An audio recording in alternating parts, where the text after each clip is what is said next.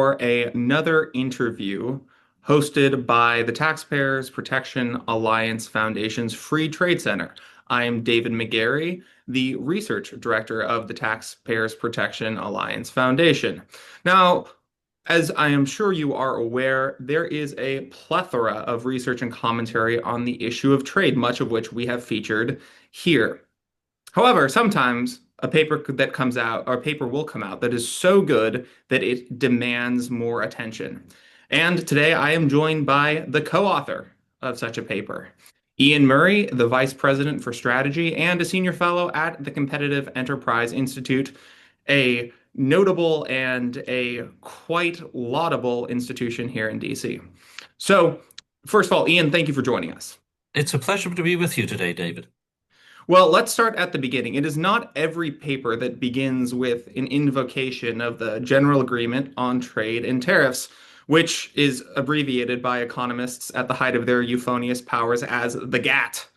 But I think it's an important place to start because America and the world had a system for lowering trade barriers and for negotiating trade agreements, which between the GATT and the WTO framework, which followed it, worked quite well. The system worked, but it seems to not be working quite so well anymore. It was designed as a tool to further the ends of free trade, but now it doesn't seem as if free trade is the end still being sought by policymakers. What are some of the institutional and constitutional disorders that have become the norm in the last few years of the of American trade policy that are distorting the outcomes we're getting and making for bad policy? Well, I think the most important thing is sort of summed up in the title of GATT itself. The first two words, the general agreement on tariffs and trade.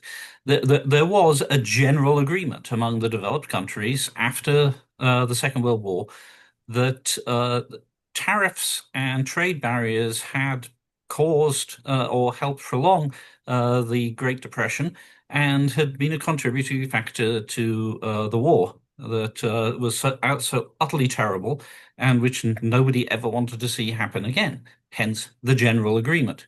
So, what I think has been lost is that we've lost that general agreement. People have suddenly started returning to that pre-war mentality that tariffs could be a useful tool.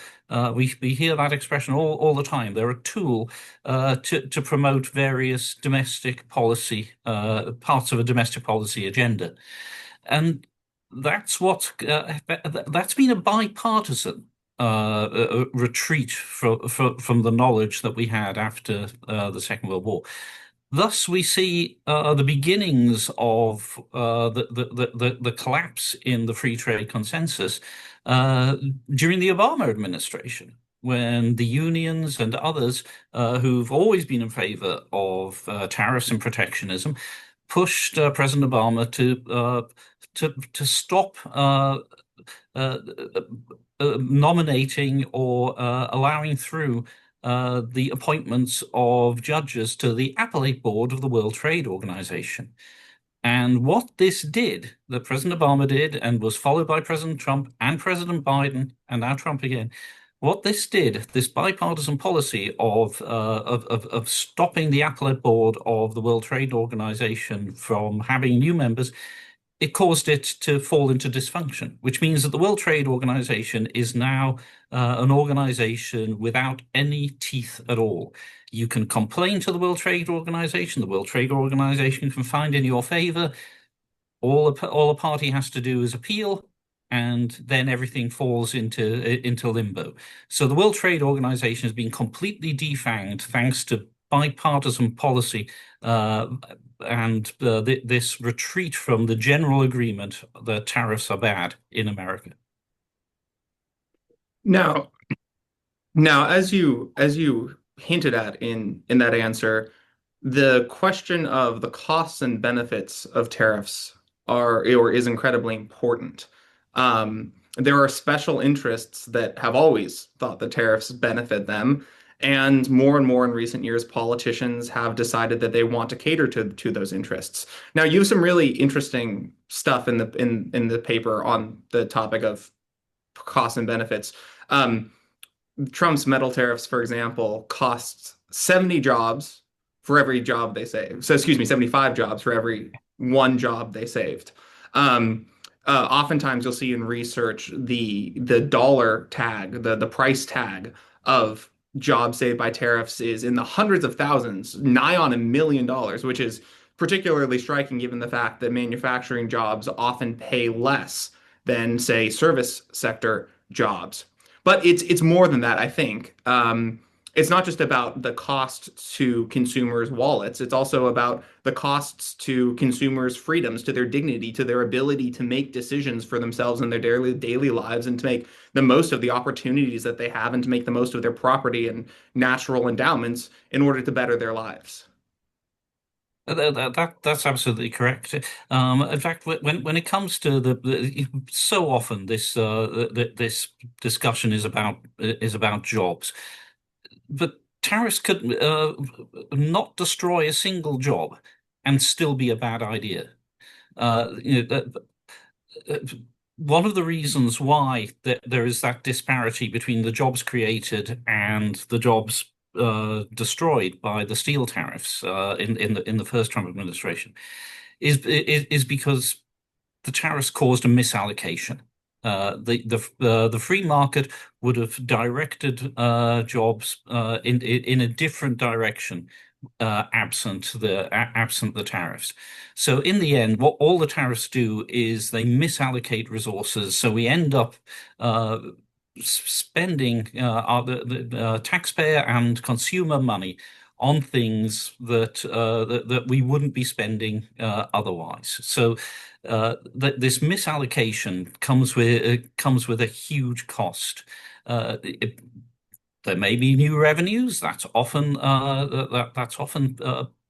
portrayed as a benefit of tariffs, but all those revenues are doing is essentially an extra tax. So the tax man may be happy, the inland revenue man might be happy, but the American consumer and the American household isn't. They're just paying more for stuff that they would otherwise get more affordably because of that misallocation.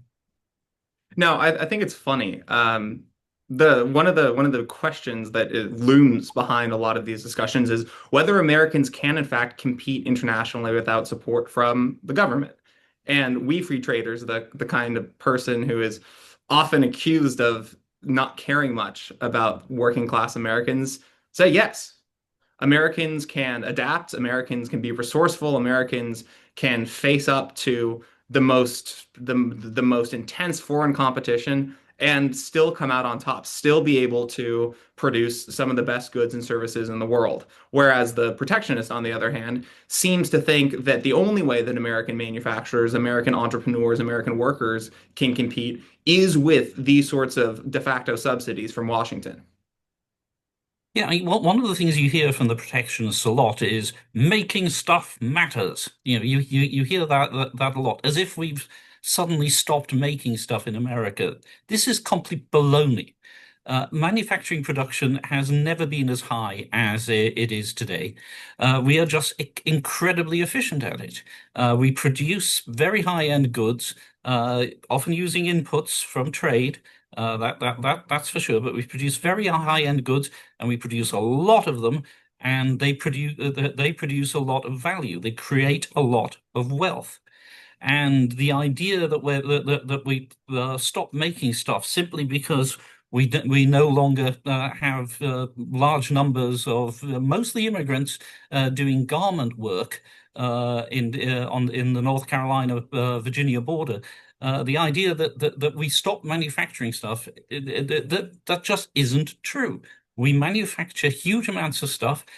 We sell huge amounts of stuff. We export all over the world, and which you can see by the retaliatory tariffs that the European Union's put on American goods. They're all high-end goods, things like whiskey or Harley Davidson motorcycles, high-end goods, but we still make them. We still manufacture all this stuff. The idea that we're not manufacturing this stuff is just ridiculous. And I think it bears emphasis that to the extent that there has been any kind of stagnation in the American manufacturing sector, it followed not China becoming a bigger trader or NAFTA or the WTO. It followed the financial crisis and the Great Recession and the policy reforms that responded to those events, which again suggests that the problem is not perhaps free trade, but it's other domestic policies that American policymakers have put in place. But I want to pivot a moment. There's a great quote about how wealth is created and how the world becomes rich that you include in your report, and that is aid is just a stopgap. Commerce and entrepreneurial capitalism take more people out of poverty than aid. Now, while for viewers who have read The Wealth of Nations, they might assume that that came from Adam Smith, but no, it was Bono. Um, the power of free trade of mutually beneficial exchange seems unmatched, and there doesn't seem to be any data that suggests that any of America's current economic woes, besides maybe some concentrated problems in a few discrete regions, come from trade. Well, this is absolutely essential to grasp. The worst case scenario from research by David Orter and his colleagues that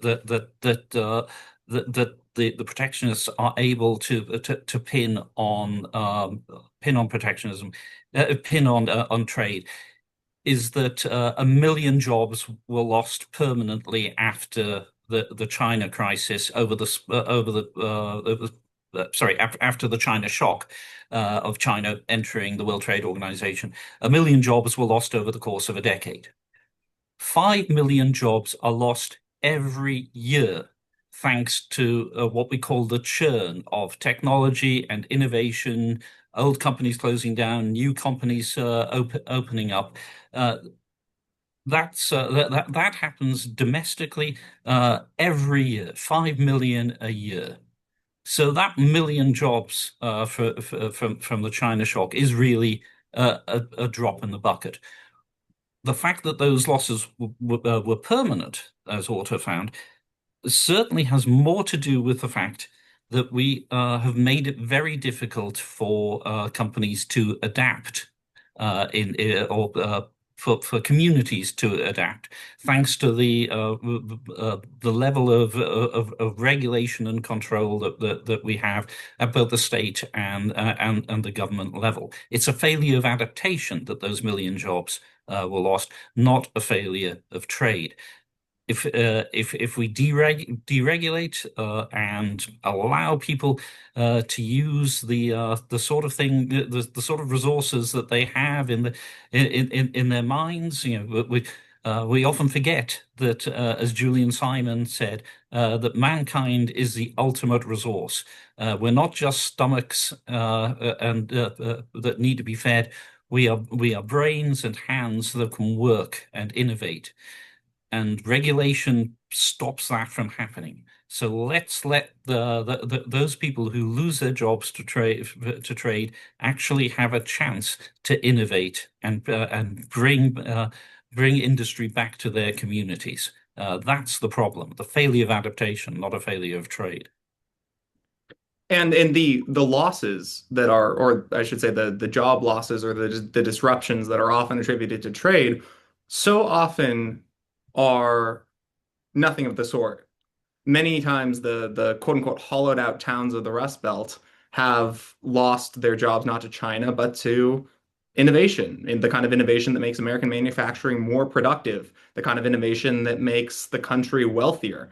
Or perhaps they're jobs that have gone from heavily unionized regions to right to work states. And so, unless we're going to start slapping tariffs on Tennessee and North Carolina, we have to ask how many jobs protectionism will be able to quote unquote revive. Now, I think another important aspect of this question is the fact that not every industrial town that has lost its I guess hereditary factory, or the thing that the institution, the business that made its economy go, has become one of these quote unquote hollowed out cities. So many have adjusted. So many have found new ways of becoming prosperous. They found new industries, new businesses. Can you talk about some of the developments that we've seen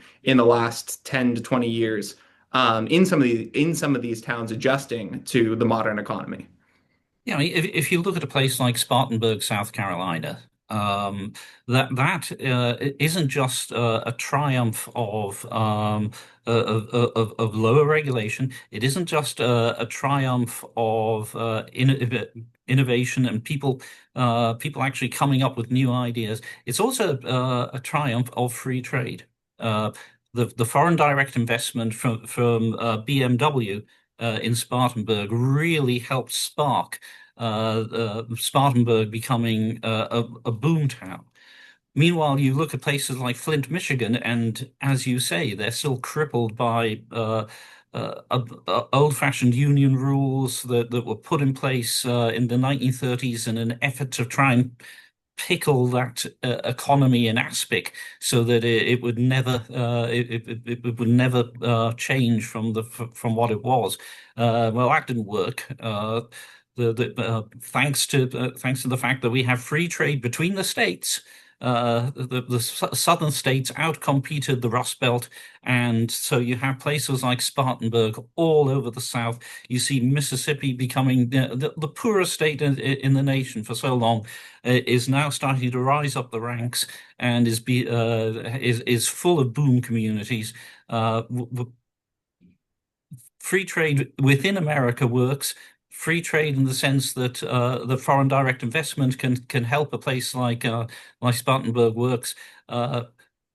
Commerce in general is the answer to these problems.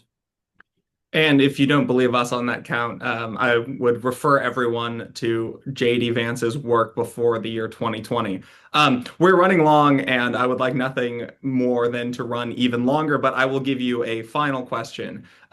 Your report outlines numerous policy changes to further liberalize trade and to encourage international commerce, and they don't all amount to lower trade barriers, though that, of course, is incredibly important. These are things like reviving the World Trade Organization's adjudicatory process, in which the United States has an 85% success rate in bringing cases and winning cases against other countries' unfair trade barriers. The revival of the Trans-Pacific Partnership, mutual regulatory recognition. I'll leave you to identify any specific solutions that you think are most notable. But how do we fix this problem? What are the next steps that policymakers can take to ensure that Americans both can be flexible and prosper domestically, but also to have access to the foreign markets that are incredibly important to so many American businesses? Well, I think the most important thing is that Congress needs to regain its trade authority from the president. It's delegated far too much power to the president, so that now we see something that the founders would have found quite extraordinary.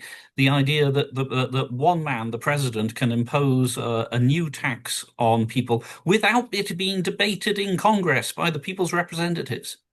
This is this is extraordinary. It's unconstitutional, and it needs to stop. So Congress needs to regain its trade powers from the president, and one way you can do that is by doing what they've done for 30, 40 years, and that's pass a trade promotion authority bill, which will set parameters for how the president can negotiate trade deals with other countries.